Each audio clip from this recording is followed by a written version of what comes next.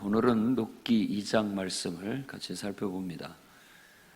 아주 은혜롭고 또 낭만적이고 감상적인 그런 내용이 나타나 있습니다. 특히 오늘은 보아스라는 한 인물의 성격에 초점을 맞춰 우리가 묵상을 해보아야 되겠습니다. 처음 딱 설명하기를 남편 엘리멜렉의 친족, 유력한 자, 그가 바로 보아스더라 이렇게 설명을 합니다. 그런데 친족이라고 한다면은 앞으로 이제 기업을 물을 자, 후손이 없을 때 기업을 물은다라는 것은 가까운 형제나 친척이 후손을 잇게 해주는 어떤 그런 제도로서 기업을 물은다라고 그렇게 얘기하고, 또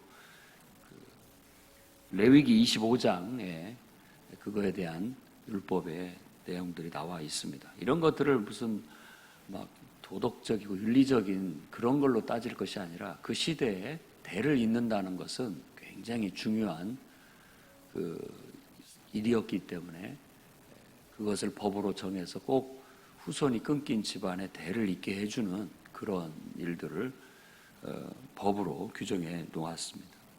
그 다음에 유력한 자라고 나오는데, 이 유력한 자는 우리가 사사기에서 많이 봤던 단어인데 다르게 번역을 한 겁니다. 그러니까 용사, 큰 용사. 전에도 한번 말씀을 드렸는데 깃보르 하일이라고 하는 것이 아주 힘 있는, 실력 있는, 입증된 용사, 내가 그렇게 여러분에게 한 말씀을 드렸었는데, 그 똑같은 단어를 여기다 썼는데 여기서는 이제 유력한 자라고 해서 또 어떠면 그 돈도 재산도 있고 또 명예도 있고 여러 면에서 존경받는 그런 훌륭한 그런 인격의 소유자를 바로 깃보르 하일, 유력한 자라고 그렇게 말하고 있다는 겁니다. 그러니까 벌써 이 첫 머리부터 보아스라는 사람은 아주 모든 면에 있어서 두루 갖춘 그런 훌륭한 인물이라는 걸 보여줍니다.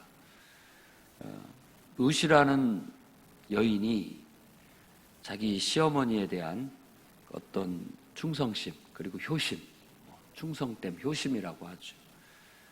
그것을 보여 내가 밭에 가서 이삭을 죽겠습니다 라는 것은 내가 연로하신 어머니를 복양하겠습니다, 그러기 위해서는 가서 먹을 것을 구해오겠습니다 라고 하는 것과 같습니다. 그래서 밭에 나가서 일을 하는데 3절에 보면 우연히 보아스의 밭에 가게 됐다라고 그렇게 얘기합니다. 우리는 이 우연이라는 말을 세상에서는 그냥 재수가 좋다, 어떻게 우연히 됐다라고 그렇게 말하는 표현으로 보지만, 이건 사람의 의도한 바가 아닌 하나님에 의해서 되었다라는 것을 이렇게 묘사하고 있다는 것을 우리가 알아야 되겠습니다. 우연히 됐다라는 우리 그리스도인들, 하나님을 믿는 신앙인의 고백은 내가 의도한 건 아닌데 그렇게 된 거예요. 그래서 하나님의 개입, 하나님의 섭리, 하나님의 주권을 이런 표현으로도 나타내고 있다는 겁니다. 보아스라는 남자와 그 밭의 주인과 룻이 이제 8절에서 13절 첫 대면을 하는 과정이 나오는데, 먼저 보아스라는 그 사람의 시각으로 룻을 봅니다. 저 소녀라고 하면 어린 여인을 말하는 거죠. 보통은 결혼하기 전에 여인들을 소녀라고 그렇게 얘기를 합니다. 그 보아스가 보기에 그 여인은 소녀로 보였고, 저 소녀는 누구냐, 처음 본다, 누구냐라고 묻자 자초지정을 일하는 젊은 남자들이 얘기를 해줍니다. 그러고 나서 이제 그 여인에게 잘해주라는 그런 친절을 베풀게 되는 거예요. 그러니까 이 보아스라는 사람은 가난하고 힘없는 어떤 이방 여인에게 친절과 은혜를 베푸는 그런 후덕한 사람으로 나타나게 됩니다. 그래서 그 여인의 소식을 듣고 그 룻에게 굉장히 잘해주는데, 그 룻이 어찌하여 이방 여인은 나한테 이렇게 잘해주시고 은혜를 베푸십니까? 친절을 베푸니까? 라고 했을 때 11절, 12절이 2장에서는 핵심 구절이에요. 1장에서는 룻의 어머니에 대한 그런 이야기 16절, 17절이 핵심 구절이었다면 2장에서는 11절, 12절이 핵심 구절입니다. 내가 너를 잘 안다. 내 남편이 죽은 후에 내 시어머니에게 행한 것, 그리고 네 부모와 네 고국을 떠나 이름도 모르는 나라에 이렇게 와서 따라온 일, 이런 것에 대해서 내가 이미 들었고 알고 있다. 여호와가 내게 보답하시기를 바라고 여호와께서 그의 날개 아래 보호받으러 온 너에게 온전한 상 주시기를 원한다 라고 이렇게 아주 정말 마음에 너무나 위로가 되고 용기가 되고 힘이 되는 소리를 딱 해주는 겁니다.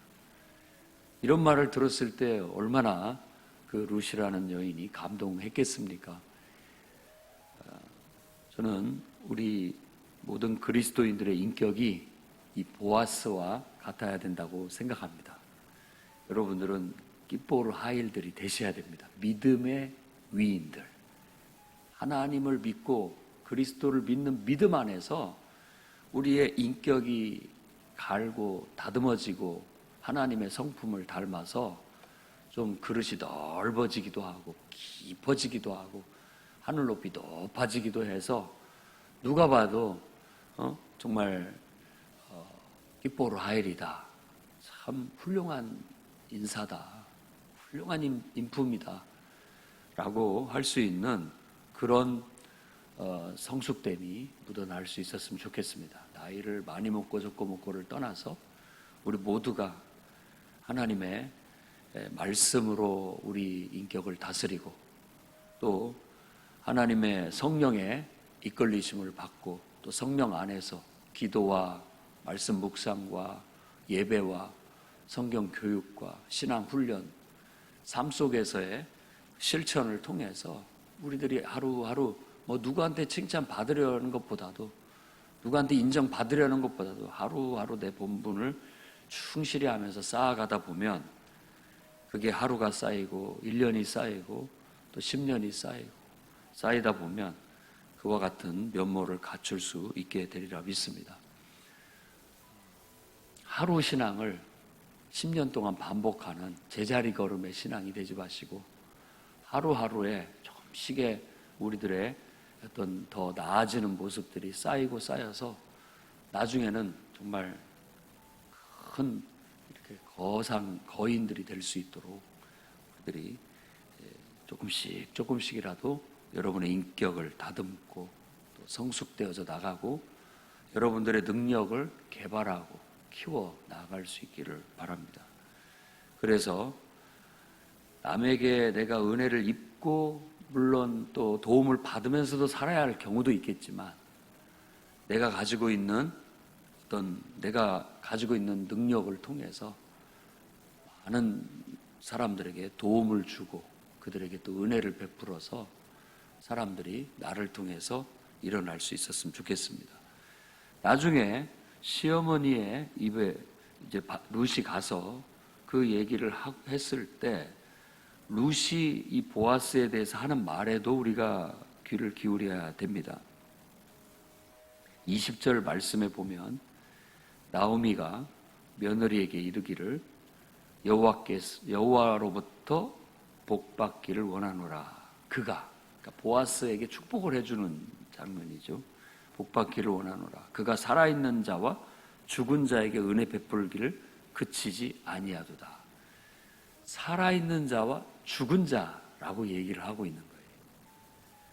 그렇다면 제가 볼 때는 이 보아스라는 사람은 굉장히 산자에게도 잘해줄 뿐만 아니라 또 죽어가는 사람에게도 잘해주는데 이 죽은 자를 아마 이 나오미는 자기라고 생각했을 겁니다. 자기 인생은 이미 죽었다고 생각을 하는 거예요.